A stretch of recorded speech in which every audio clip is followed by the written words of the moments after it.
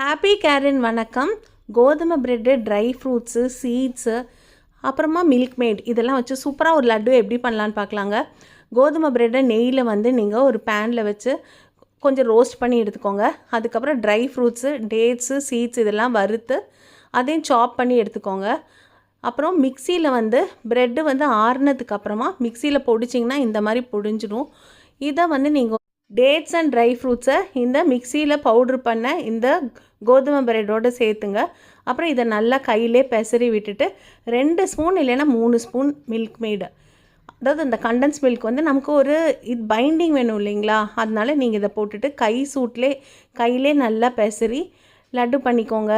இது காலையில், மத்தியானம், ஸ்நாக்கு எப்போ வேணாலும் நீங்கள் ஒரு எனர்ஜிக்கு சாப்பிட்லாம். உடம்புக்கு ரொம்ப நல்லது. கார்ப்ஸ், ப்ரோட்டீன், ஃபைபர், விட்டமின் எல்லாமே இருக்குது. இந்த மாதிரி செஞ்சு சாப்பிடுங்க. நன்றி, வணக்கம்.